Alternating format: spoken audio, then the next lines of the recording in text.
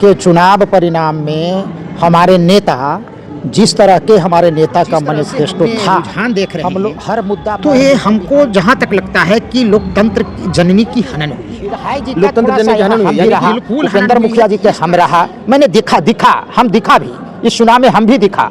हमारे नेता ने ये बात नहीं कहे थे, वो बोले थे इनको बहुत संघर्ष के बाद टिकट मिला था, लास्ट में मिला था, लेकिन इन्होंने इनका हम बिहार विधानसभा चुनाव संपन्न हो गया 14 नवंबर, यानी कि आज परिणाम भी घोषित हो गए। जिस तरीके से परिणाम चल रहे हैं, देखिए परिणाम अभी जो है कि पूर्ण तरीका से परिणाम नहीं आया है। मैं आपको इस चीज़ की कंफर्मेशन दे दूं कि अभी जो है कि चुनावें चल रही है, अभी और भी राउंड जो है कि काउंटिंग होना अभी बचा हुआ है। तो ऐसे में मैं राजद कार्यालय में मौजूद हूं, लेकिन जिस तरीके का चुनाव परिणाम आया है, इससे पहले नमस्कार, मैं अभिषेक कुमार और आप देखना शुरू कर चुके हैं आपका अपना चैनल बीकेएम खबर।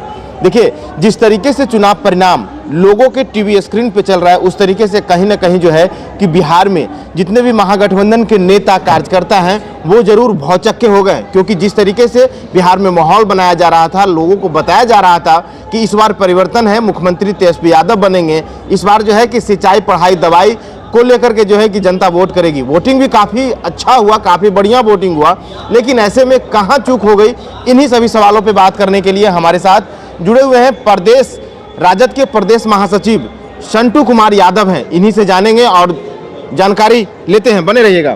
संटू जी बहुत बहुत स्वागत है आपका। आपको भी स्वागत है। सबसे पहले पूरे बिहार वासियों को मैं हार्दिक अभिनंदन करता हूं। चुनाव परिणाम आपने देखा, आखिरकार ये चुनाव परिणाम को देख करके क्या लगता है आपको? देखिए, चुनाव परिणाम में हमारे नेता जिस तरह के हमारे नेता का मैनिफेस्टो था, हम लोग हर मुद्दा पर जो है बिहार के कोने कोने तक हमारे तेजस्वी जी ने बिहार के भलाई के लिए जो मैनिफेस्टो इन्होंने लाए, 200 यूनिट बिजली फ्री, हर घर में जो है जिसके घर में नौकरी नहीं है तो उनके घर में एक नौकरी दी जाएगी, और 200 यूनिट बिजली फ्री, यानी जनता का हित के लिए जो है 30,000 रुपया जो है वो भी घोषणा किए। 10,000 रुपया वो दिए थे, हम लोग 30,000 का घोषणा किए थे। जनता को हर मुद्दे को लेकर के, जनता को माने देखते हुए हम लोग विकास का हर मैनिफेस्टो में लाए थे, और जनता जनादेश देती है। लेकिन हमको जहाँ तक लगता है, जो इस चुनाव परिणाम जो देख रहा हूँ मैं, अभी मैं आगे पीछे चल रहा है, कई राउंड बाकी भी है, तो जिस तरह से हमने रुझान देख रहे हैं, तो ये हमको जहाँ तक लगता है कि लोकतंत्र जननी की हनन हुई है। लोकतंत्र जननी की हनन हुई है, यानी कि बिल्कुल हनन हुई है कि इस तरह से, जिस तरह से ग्राउंड लेवल पर देखा जाए, जहाँ जहाँ तेजस्वी जी प्रचार करने गए, वहाँ जिस तरह के लोगों को उत्साह देखा गया, ना कोई भाड़ा पर आया, बीजेपी के तो भाड़ा पर भी लोग आ रहे थे, भीड़ जुटा रहे थे, लेकिन जिस तरह से तेजस्वी जी का जो सभा होता था, वहाँ जो भीड़ आप देखते थे, वो उत्साह दिखता था कि भाई इस तरह का जो परिणाम आया है उससे बहुत अलग ये परिणाम है। लेकिन अभी तो लग रहा है, परिणाम देखने के बाद तो लग रहा है कि तेजस्वी का भीड़ जो है भाड़ा पे आया था और बीजेपी का भीड़ भाड़ा पे नहीं था। ऐसा परिणाम नहीं, ऐसा नहीं है। ये तो एसआईआर में जो बनाया गया है, एसआईआर अभी हमारा एक नेता ने यूपी के जो हमारे उत्तर प्रदेश के विपक्ष का नेता, वो अखिलेश यादव जी का अभी बयान आया है कि हम उत्तर प्रदेश में एसआईआर नहीं होने देंगे, भाजपा दल नहीं छल है।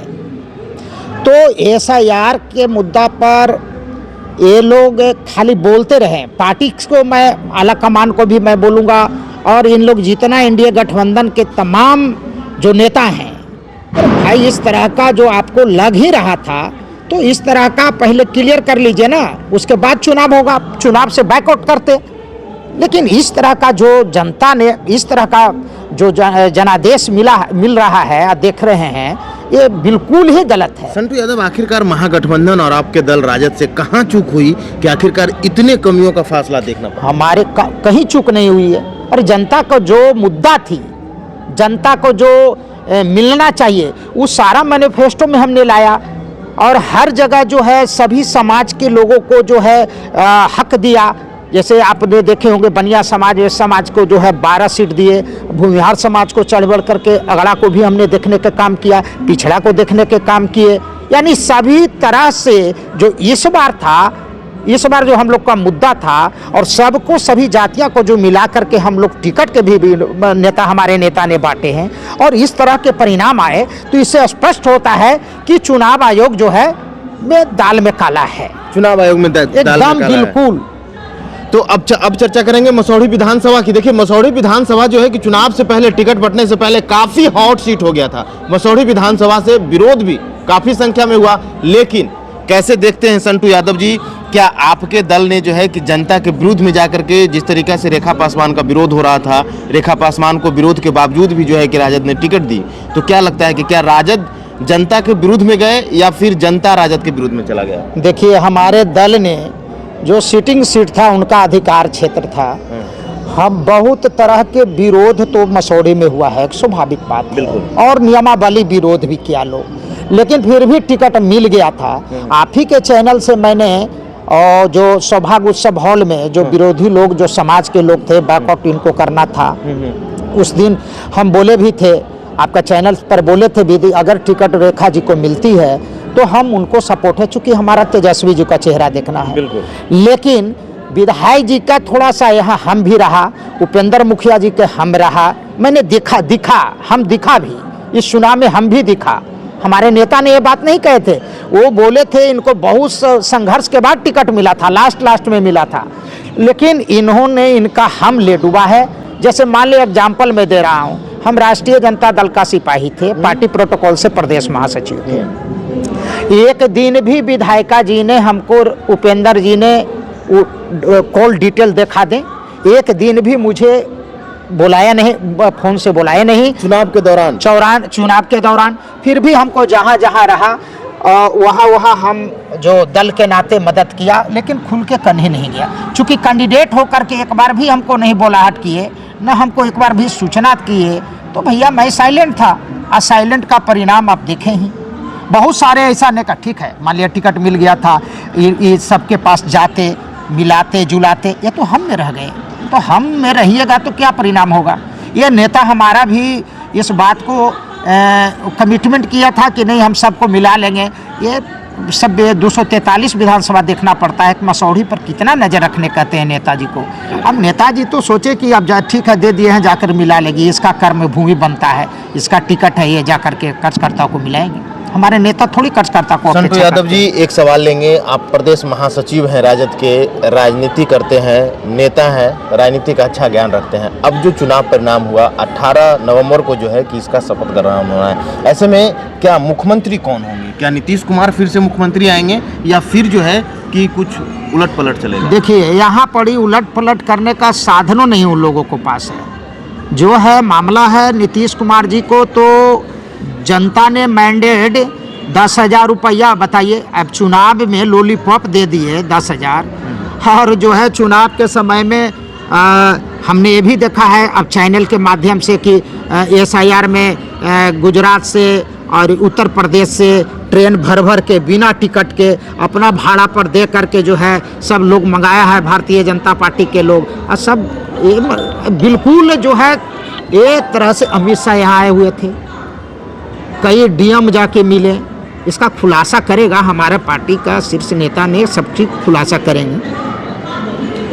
कैसे देखते हैं अपने महागठबंधन और अपने दल राजद से, क्या कुछ कहना चाहेंगे इस परिणाम को देखकर? हाँ, मैं तो राजद से माननीय प्रतिपक्ष के नेता श्री तेजस्वी जी से ये कहना चाहूँगा कि आप ये हार का जो है आपको समीक्षा करनी चाहिए, और आपने एक बात रखा था कि हम जो है सोच समझ करके अपना जो है सर्वे ले रहे हैं, सर्वे के मुताबिक टिकट बांटेंगे, सर्वे शिकायत जहां विरोध मिलेगा वहां टिकट नहीं देंगे।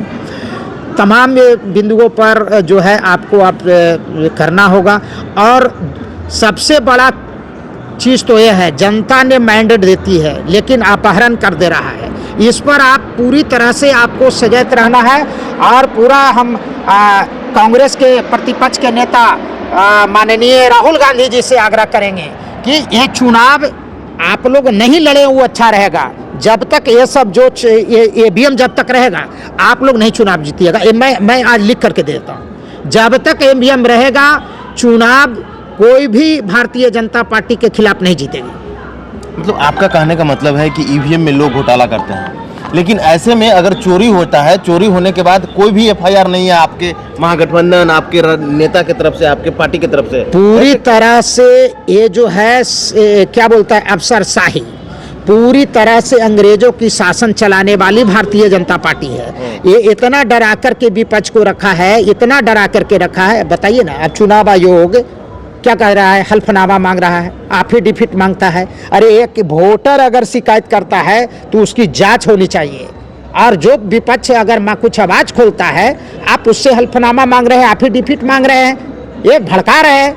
ये सोचने वाली बात है ना भैया, सोचने वाली बात है। देखिए आप देखिए राजद के नेता काफी वरिष्ठ नेता हैं, कदावर नेता हैं, सुनील सिंह, उनके बयान से जो है कि बिहार चुनाव परिणाम से पहले बिहार में हलचल मच गई। सुनील सिंह का बयान क्या था वो मैं पहले आपको सुना दूं। सुनील सिंह ने कहा कि इस बार अगर वोट काउंटिंग में कुछ भी गड़बड़ी होगा तो बिहार की सड़कों पे नेपाल वाला दृश्य देखने को मिलेगा। अब नेपाल में क्या कुछ हुआ था, कैसे देखते हैं इस चीज नहीं, इसलिए कहा गया कि नहीं, हम लोग बिल्कुल जान रहे हैं कि प्रशासन का जो लोग हैं, सत्ताधारी जो हैं, ये लोकतंत्र की जननी को हनन करेगी। इसीलिए हम लोग इस तरह के जो है उनको बयान इसलिए आया, कहीं न कहीं से उनकी जानकारी मिली थी। और पूरी तरह से अमित शाह जी के जो है ये आचार संहिता के बाद भी आप कैमरा में, आप जो सीसीटीवी कैमरा में आपने पेपर चिपका दिए, वहाँ डीएम कौन कौन मिलने गए और किस लिए गए, ये चुनाव आयोग का भाई बैठक में आप जाते हैं ना, आप देश के गृह मंत्री आचार संहिता में वो बुलाएंगे तो आप जाएंगे, इससे क्या माने निकाला जा सकता है। तो इसी आधार पर हमारे पार्टी के जो भी शीर्ष नेता हैं वो बात को इस तरह के रखे कि ताकि जो है इसमें भी जो है गड़बड़ी न करे, चेतावनी दिया कि गड़बड़ी ना हो। अब पूरी तरह से भैया गड़बड़ी हो गया, खेला तो कर दिया, कहीं कहीं स्ट्रॉन्ग ऐसा होता है जी। और जो वीवीपैट रखा हुआ है, पेटी रखा हुआ, मतदान पेटी, और वहाँ पड़ी जो है क्या बोलते हैं टीवी जो है बंद हो जा रहा है। अरे भाई स्टोर रूम में सीसीटीवी बंद हो जाना ये कहाँ की बात है? ये चुनाव आयोग क्या कर रहा है, उसका बने खराब ला के रख दिए थे। अरे भाई आपको सीसीटीवी जो है, कैमरा जो है खराब है क्या, बंद क्यों हो गया? इसका जवाब देगा, इसका तो फुटेज मिलेगा ना, सुप्रीम कोर्ट में जाएगा ना कि इतना बजे से इतना चालू रहा, इतना बजे से इतना बंद रहा। तो एक लोकतंत्र की हत्या हुई है। इससे अच्छा विपक्ष चुनाव न लड़ें, नहीं तो पहले क्लियर हो लें कि ईवीएम से चुनाव होगा कि बैलेट पेपर से होगा। बैलेट पेपर से चुनाव होता है तब आप लोग लोकतंत्र की जननी का माने कि हनन नहीं होगी और लोकतंत्र का आस्था बना रहेगा। लोकतंत्र का आस्था बना रहेगा, लोकतंत्र की जननी का हत्या हुआ है, ऐसा राजद के प्रदेश महासचिव संटू कुमार यादव बता रहे हैं। इन्होंने चुनाव परिणाम पे जो है कि अपना विचार को रखा है और इन्होंने अपने दल और महागठबंधन को भी जो है कि काफ़ी कुछ सलाहें भी दी है।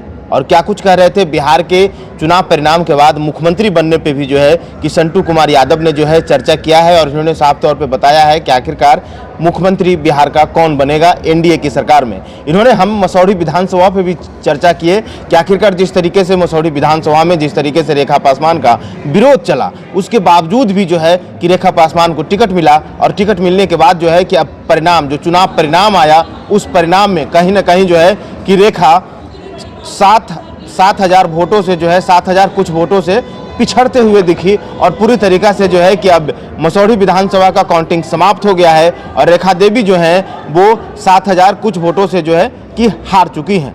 क्या कुछ है आपकी राय? जिस तरीके से संटू यादव का कहना है कि कहीं ना कहीं जो है कि इस लोकतंत्र में जो है कि सेंधमारी किया गया है, यानी कि साफ तौर पे वोट चोरी किया गया है। सुनील सिंह ने जो बयान दिए थे, उस बयान पे भी संटू यादव ने खूब कहा है। आपकी क्या राय है?